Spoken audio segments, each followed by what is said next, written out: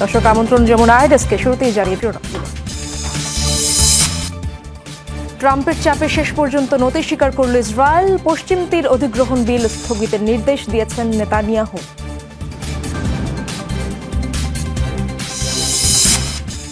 মার্কিন হুমকির জবাবে উপকূলীয় অঞ্চলে ভেনেজুয়েলার ব্যাপক সামরিক মহড়া। মাদক ছাড়াও অনেক কারণে কারাকাসের ওপর ক্ষুব্ধ যুক্তরাষ্ট্র, জানালেন ট্রাম্প। কানাডার সাথে বাণিজ্য আলোচনা বন্ধ করলেন প্রেসিডেন্ট ট্রাম্প। ট্যারিফ নিয়ে নেতিবাচক প্রচারণা চালানোর অভিযোগ।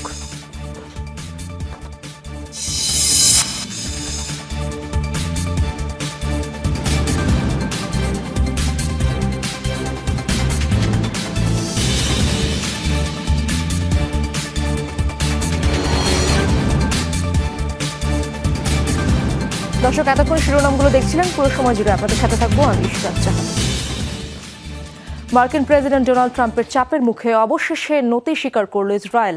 এতদিন নীরব থাকলেও এবার পশ্চিম তীর অধিগ্রহণ বিল স্থগিতের নির্দেশ দিয়েছেন প্রধানমন্ত্রী বেনিয়ামিন নেতানিয়াহু। ইসরায়েলের ক্ষমতাসীন জোটের বরাত দিয়ে এই তথ্য জানায় দেশটির বিভিন্ন গণমাধ্যম। এর আগে পশ্চিম তীরকে ইসরায়েলি মানচিত্রে সংযুক্ত করলে তেল আবিবের ওপর থেকে ওয়াশিংটনের সমর্থন তুলে নেয়ার হুমকি দেন মার্কিন প্রেসিডেন্ট ট্রাম্প। ফিলিস্তিনের পশ্চিম তীর অধিগ্রহণ করতে গেল বুধবার বিল পাশ হয় ইসরায়েলি পার্লামেন্টে। প্রধানমন্ত্রী বেনিয়ামিন নেতানিয়াহুর দলের সমর্থন না থাকলেও বিলটির পক্ষে ভোট দেয় জোট সরকারে থাকা অন্যান্য রাজনৈতিক দল। এরপর বিশ্বজুড়ে শুরু হয় তোলপাড়। নিন্দা জানায় বিভিন্ন দেশ। চাপ আসে মিত্র যুক্তরাষ্ট্রের তরফ থেকেও।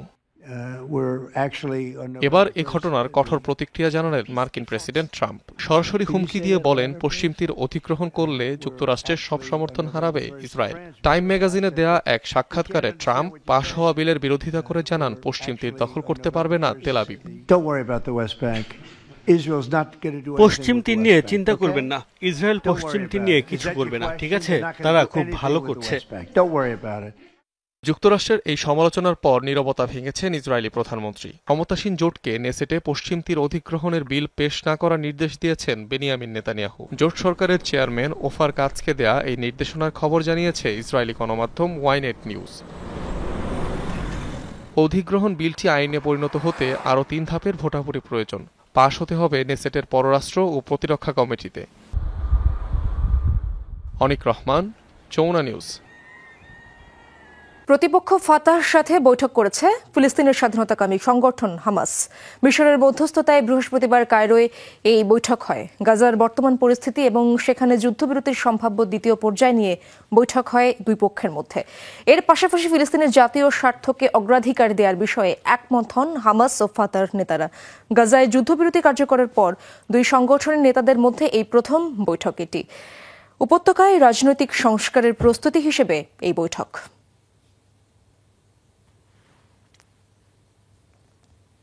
ফিলিস্তিনের স্বাধীনতাকামী নেতা মারওয়ান বারঘুতিকে মুক্তির জন্য সুপারিশের ইঙ্গিত দিয়েছেন মার্কিন প্রেসিডেন্ট ডোনাল্ড ট্রাম্প। বৃহস্পতিবার ট্রাম্পের একটি সাক্ষাৎকার প্রকাশ করে টাইম ম্যাগাজিন। সেখানে মার্কিন প্রেসিডেন্ট জানান, বারঘুতির মুক্তির সম্ভাবনা নিয়ে হোয়াইট হাউসের কর্মকর্তাদের সঙ্গে আলোচনা করেছেন তিনি। তার কথায় স্পষ্ট যে গাজায় শাসন ব্যবস্থা পুনর্গঠনে যোগ্য রাজনৈতিক নেতৃত্ব খুঁজে পেতে বেশ বেগ পেতে হচ্ছে যুক্তরাষ্ট্র ও ইসরায়েলকে। তাই এই নেতৃত্বের শূন্যতা পূরণে মুক্তি দেওয়া হতে পারে ফিলিস্তিনের জনপ্রিয় এই নেতাকে। তবে এ ব্যাপারে কোনো মন্তব্য করেনি হোয়াইট হাউস।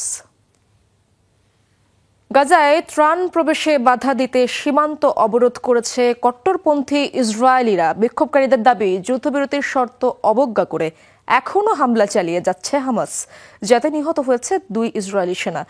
যার প্রতিবাদে শুক্রবার ইসরায়েলের পতাকা হাতে ক্যারেম শালোম সীমান্ত অবরোধ করে আন্দোলনকারীরা। এ সময় তারা সীমান্তে দাঁড়িয়ে স্লোগান দেয়। যুদ্ধবিরতি তুলে আবারও ফিলিস্তিনের ওপর হামলা চালাতে নেতানিয়াহুর কাছে আহ্বান জানায় তারা।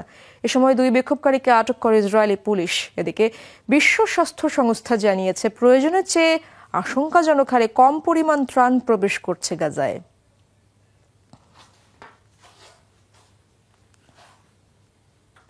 যুদ্ধবিরতি ভেঙে আবারও লেবাননে হামলা চালিয়েছে ইসরায়েল। এতে প্রাণ হারিয়েছে কমপক্ষে 4 জন।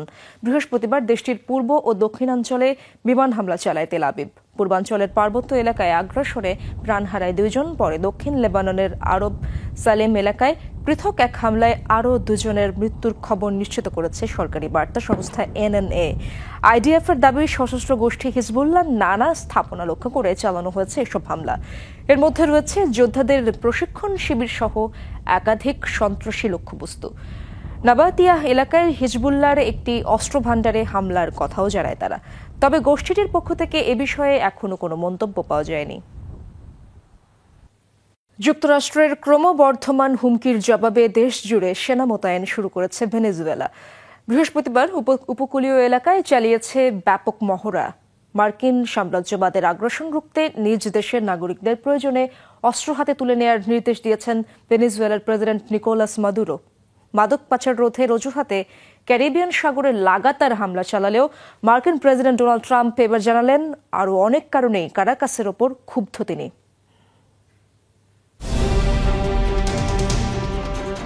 ভেনেজুয়েলার উপকূলীয় অঞ্চলে চলছে কোস্ট ইন্ডিপেন্ডেন্স 200 শীর্ষক সামরিক মহড়া। যুক্তরাষ্ট্রের সম্ভাব্য আক্রমণ ঠেকাতে ব্যাপক সামরিক প্রস্তুতি নিচ্ছে কারাকাস। দেশ জুড়ে মোতায়েন করা হচ্ছে সেনা সদস্যদের। ভেনেজুয়েলার দাবি, সাম্রাজ্যবাদীদের ক্রমবর্ধমান হুমকি মোকাবেলা করে দেশের সার্বভৌমত্ব ও অভ্যন্তরীণ স্থিতিশীলতা রক্ষায় এ পদক্ষেপ।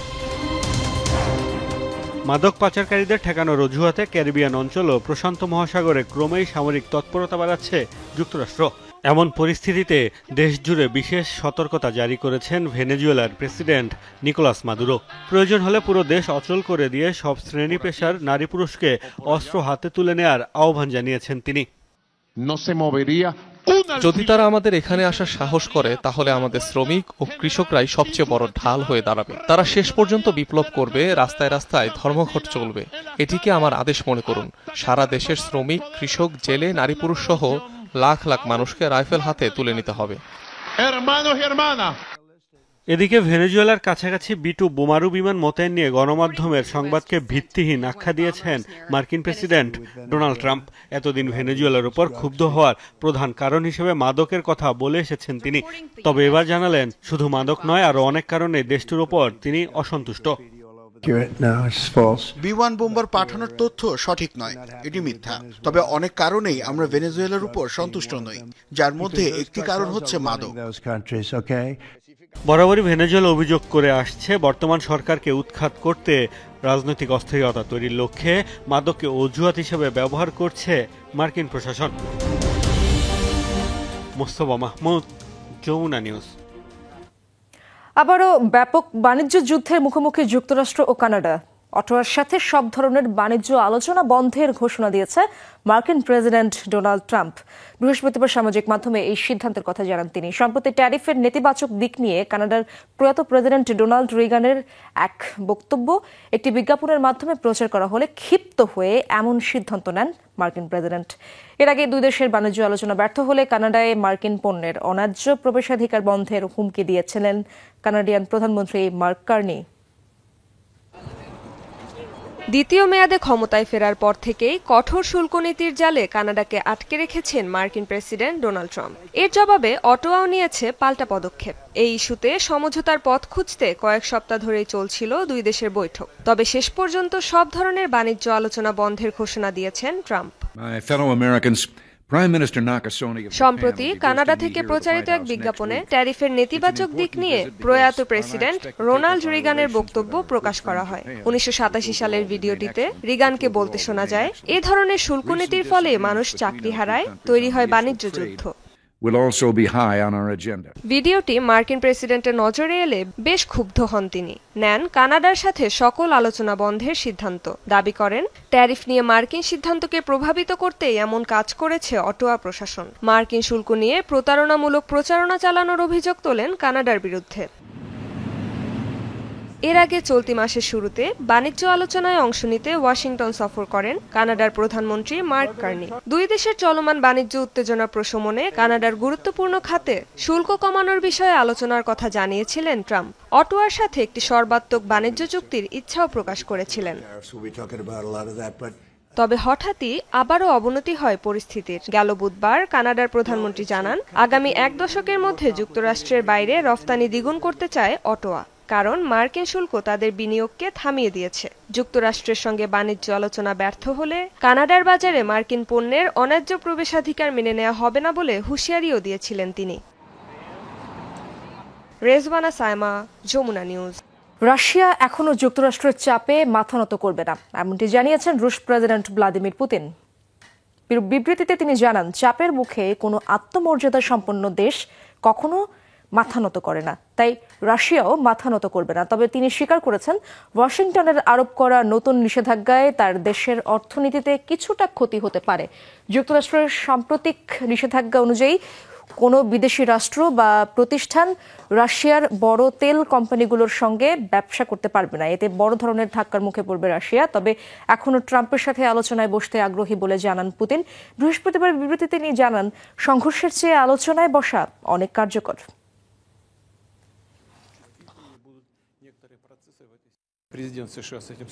এটি রাশিয়ার উপর চাপ সৃষ্টির একটি প্রচেষ্টা, কিন্তু কোনো আত্মমর্যাদাশীল দেশ কখনো চাপের মুখে কোনো সিদ্ধান্ত নেয় না, এবং অবশ্যই রাশিয়া একটি আত্মমর্যাদাশীল দেশ। তবে আমি এখনো ট্রাম্পের সঙ্গে আলোচনা করতে আগ্রহী, কেননা সংলাপ সবসময় যুদ্ধের চেয়ে ভালো। রাশিয়ার দুই প্রধান জ্বালানি প্রতিষ্ঠানের উপর মার্কিন নিষেধাজ্ঞার পর দেশটির বিরুদ্ধে 19তম নিষেধাজ্ঞার প্যাকেজ অনুমোদন দিয়েছে ইউরোপীয় ইউনিয়ন। এতে বাধার মুখে পড়েছে রাশিয়ার এলএনজি আমদানিও। ইউক্রেনের যুদ্ধ বন্ধে মস্কোর উপর চাপ সৃষ্টি করতেই নেওয়া হয়েছে এমন সিদ্ধান্ত। বিশ্লেষকরা বলছেন, এর প্রভাব শুধু রাশিয়াতেই নয়, পড়বে বিশ্ব অর্থনীতিতেও। সংকটে পড়বে বেশ কয়েকটি দেশ। তবে সরবরাহের বিকল্প উৎস থাকায় বিশ্ববাজারে তেলের দাম তেমন বাড়বে না বলেও মনে করছে অনেকে। প্রথমে রাশিয়ার সবচেয়ে বড় দুই জ্বালানি প্রতিষ্ঠানের উপর মার্কিন নিষেধাজ্ঞা, এরপর এলএনজি আমদানিতে ইউরোপীয় ইউনিয়নের নিষেধাজ্ঞার খবর। রুশ অর্থনীতির জন্য এ যেন মরার উপর খাড়ার ঘা। মার্কিন কালো তালিকার আওতায় এসেছে দুই প্রধান তেল কোম্পানি রোসনেফট ও লুকয়েল, যা উৎপাদন করে রাশিয়ার মোট তেলের প্রায় 55%। এর আগে বাইডেন প্রশাসনের নিষেধাজ্ঞার আওতায় পড়েছিল আরও দুইটি রুশ কোম্পানি। সব মিলিয়ে এখন নিষেধাজ্ঞার আওতায় 4টি প্রতিষ্ঠান, যা রাশিয়ার মোট তেলের 80% উৎপাদন করে থাকে। কেবল রাশিয়াই নয়, এ নিষেধাজ্ঞার প্রভাব পড়বে বিশ্ব অর্থনীতিতেও। বিশেষ করে যেসব দেশ তেলের জন্য মস্কোর উপর নির্ভরশীল, তারা পড়বে বড় সংকটের মুখে। মার্কিন চাপে রাশিয়ার বাজার ত্যাগ করতে বাধ্য হবে অনেকে। হাঙ্গেরি ও স্লোভাকিয়ার জন্য নিষেধাজ্ঞার আওতায় নেই এমন রুশ বিক্রেতা খুঁজে পাওয়া কঠিন হবে। রাশিয়ার তেল না পাওয়ার কারণে হাঙ্গেরির রিফাইনারির ব্যবসা বন্ধ হবে না, তবে পুরোপুরি বদলে যাবে তাদের কাজের পরিবেশ। অন্যদিকে বুলগেরিয়া ও রোমানিয়ার রিফাইনারিগুলো সম্ভবত কম দামে বিক্রি করতে হবে।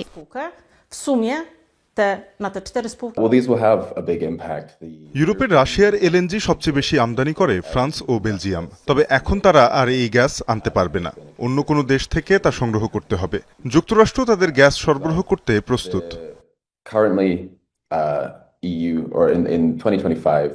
তবে কিছু বিশ্লেষক বলছেন, রাশিয়ার উপর নিষেধাজ্ঞার প্রভাব বিশ্ববাজারে পড়বে না। বর্তমান বিশ্বে তেলের কোনো অভাব নেই, বিশেষ করে যুক্তরাষ্ট্র ও গায়ানায় উৎপাদন বাড়ছে, তাই আগামী বছর সরবরাহ আরও বাড়তে পারে। তবুও রাশিয়া বিশ্বের 10% তেল সরবরাহ করে, তাই প্রভাব থাকবেই। তবে রাশিয়ার তেল পুরোপুরি সরবরাহ করা বন্ধ হবে না।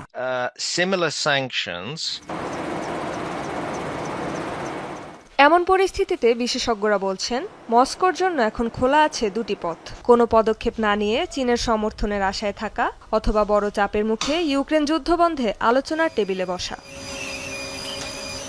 রেজওয়ানা সায়মা, যমুনা নিউজ। এবার লিথুয়ানিয়ার আকাশসীমা লঙ্ঘনের অভিযোগ উঠেছে রাশিয়ার বিরুদ্ধে। দাবি, বৃহস্পতিবার স্থানীয় সময় সন্ধ্যার দিকে দুটি রুশ সামরিক বিমান লিথুয়ানিয়ার আকাশসীমার প্রায় 700 মিটার ভেতরে প্রবেশ করে। প্রায় 18 সেকেন্ড অবস্থান করার পর দেশটির আকাশসীমা ত্যাগ করে আকাশযানগুলো। এগুলো ছিল সুখোই 30 যুদ্ধবিমান ও IL-78 রিফুয়েলিং এয়ারক্রাফট। রুশ সীমান্তবর্তী কিবারতাই শহরের কাছে এই ঘটনা ঘটে। এর পরপরই লিথুয়ানিয়ার আকাশসীমায় যুদ্ধবিমান মোতায়েন করা হয়। ধারণা করা হচ্ছে, জ্বালানি ভরার প্রশিক্ষণে অংশ নেওয়ার সময় ভুলবশত আকাশসীমা লঙ্ঘন করে বিমান দুটি। এ ঘটনায় মস্কোর কাছে ব্যাখ্যা চেয়েছে দেশটি। সম্প্রতি পোল্যান্ড, রোমানিয়া এবং এস্তোনিয়ার আকাশসীমা লঙ্ঘনেরও অভিযোগ ওঠে রাশিয়ার বিরুদ্ধে। ভারতে একটি যাত্রীবাহী বাসে আগুন লেগে কমপক্ষে 25 জন প্রাণ হারিয়েছেন। শুক্রবার স্থানীয় সময় ভোরে অন্ধ্রপ্রদেশের কর্নুল জেলায় এই মোটরসাইকেলের সাথে সংঘর্ষের পর বাসটিতে আগুন লাগে। এ সময় বাসে 40 জনেরও বেশি যাত্রী ছিলেন। বেঙ্গালুরু থেকে হায়দ্রাবাদ যাচ্ছিল বাসটি। দুর্ঘটনাস্থলে পৌঁছালে পেছন দিক থেকে একটি মোটরসাইকেল ধাক্কা দেয়। পরে 2 চাকার যানটি নিচে আটকা পড়লে মুহূর্তেই আগুন ধরে যায় পুরো বাসে। কয়েকজন জানালা দিয়ে বের হতে পারলেও ভেতরে আটকা পড়েন অনেক যাত্রী। এই ঘটনায় প্রাণহানির সংখ্যা আরও বাড়তে পারে বলে শঙ্কা করা হচ্ছে। উগ্রপন্থী দল তেহরিকে লাব্বাইক টিএলপিকে নিষিদ্ধ করেছে পাকিস্তান। বৃহস্পতিবার এই সিদ্ধান্ত নেয় প্রধানমন্ত্রী শেহবাজ শরীফের সরকার। সর্বসম্মতিক্রমে নিষেধাজ্ঞার অনুমোদন দেয় মন্ত্রিসভা। দলটির বিরুদ্ধে সন্ত্রাসী ও সহিংস কর্মকাণ্ডের অভিযোগ আনা হয়। কয়েকদিন আগে ইসরায়েল বিরোধী বিক্ষোভে অংশ নেয় টিএলপি সদস্যরা। এতে নিরাপত্তা কর্মীদের সাথে তাদের সংঘর্ষে প্রাণ যায় কমপক্ষে 5 জনের। ধারণা করা হচ্ছে এই ঘটনা ঘিরেই নতুন করে নিষেধাজ্ঞায় পড়ল দলটি। এদিকে অসাংবিধানিক আখ্যা দিয়ে নিষেধাজ্ঞা প্রত্যাহার করেছে তেহরিকে লাব্বাইক টিএলপি।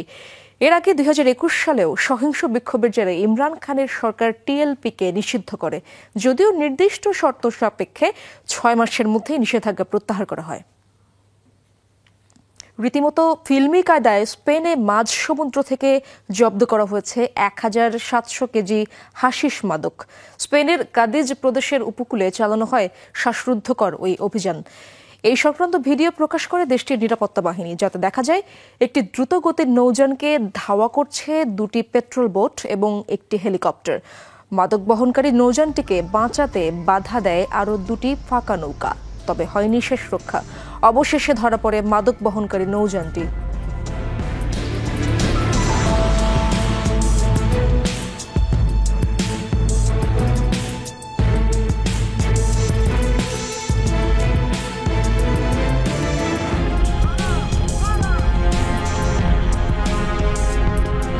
প্রতিবন্ধী দর্শনার্থীদের জন্য একটি বিশেষ গ্যালারি প্রতিষ্ঠিত হয়েছে চীনের মিউজিয়ামে। ইন্দ্রিয় নির্ভর এই গ্যালারিতে চোখে দেখার পাশাপাশি প্রদর্শনীগুলো অনুভব করার সুযোগ পাবে প্রতিবন্ধীরা। দৃষ্টি প্রতিবন্ধীদের জন্য রয়েছে ছুঁয়ে অনুভব এবং ব্রেল পাঠের সুযোগ। এছাড়া শব্দ, গন্ধ এবং সাংকেতিক ভাষার মাধ্যমে সবার জন্য এই গ্যালারির পরিদর্শনের অভিজ্ঞতাকে বৈচিত্র্যময় করে তোলার চেষ্টা করা হয়েছে। মিউজিয়াম মানেই চক্ষুকর্ণের বিবাদ ভঞ্জনের ব্যাপার স্যাপার, কিন্তু যাদের চোখে আলো নেই তারা কেন ভিড় করছেন জাদুঘরে? চীনের প্যালেস মিউজিয়ামে দৃষ্টি প্রতিবন্ধীদের জন্য তৈরি করা হয়েছে বিশেষ ইন্দ্রিয় নির্ভর গ্যালারি। এর বিশেষত্ব, প্রদর্শিত নিদর্শনগুলো ছুঁয়ে দেখার সুযোগ পাচ্ছেন বিশেষ চাহিদা সম্পন্নরা। সাথে নিদর্শনগুলো সম্পর্কে বিবরণ দেওয়া আছে ব্রেইল পদ্ধতিতে, ফলে পাঠযোগ্য হয়ে উঠছে বিবরণগুলো। এই আয়োজনের মূল উদ্দেশ্য হলো তাদেরকে নিষিদ্ধ শহর দেখানো। এর মধ্যে রয়েছে পিছনের 3টি প্রাসাদ এবং ইম্পেরিয়াল গার্ডেন। এখানে সবচেয়ে আকর্ষণীয় হলো ইন্দ্রিয় নির্ভর গ্যালারি। দৃষ্টি প্রতিবন্ধীদের জন্য বিশেষভাবে ডিজাইন করা হয়েছে এটি। আমরা আশা করি আরও বেশি প্রতিবন্ধী নিষিদ্ধ শহরকে সত্যিকার অর্থে স্পর্শ করতে, দেখতে এবং শুনতে পারবেন। গ্যালারিগুলোতে 4টি আলাদা গন্ধের ধূপ জ্বালানো হয়, যেগুলো গ্রীষ্ম, শরৎ, শীত এবং বসন্ত ঋতুর ফুলের সুবাস ছড়ায়। উদ্দেশ্য, ঋতু পরিবর্তনের প্রাকৃতিক গন্ধের অনুভূতি দেওয়া। এখানে 4টি ঋতুর প্রতিনিধিত্বকারী ফুলের সুগন্ধ রয়েছে। গন্ধ এবং স্পর্শের সংমিশ্রণে এই অভিজ্ঞতা সত্যিই অনন্য। এছাড়া প্রতিটি প্রদর্শনী ভিডিও স্ক্রিনে সাংকেতিক ভাষায় ব্যাখ্যা করা হচ্ছে বাক ও শ্রবণ প্রতিবন্ধীদের জন্য।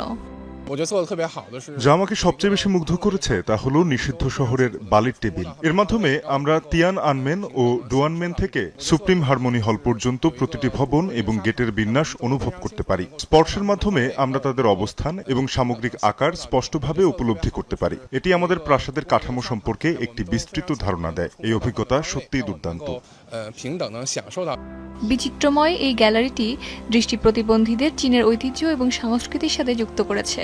পাশাপাশি বিদেশি দর্শনার্থীদের কাছেও দেশটিকে তুলে ধরেছে ভিন্নভাবে। অস্মিতা বিশ্বাস, যমুনা নিউজ। দর্শক, এই ছিল যমুনা ডেস্ক। এতক্ষণ যারা সঙ্গে ছিলেন সবাইকে ধন্যবাদ।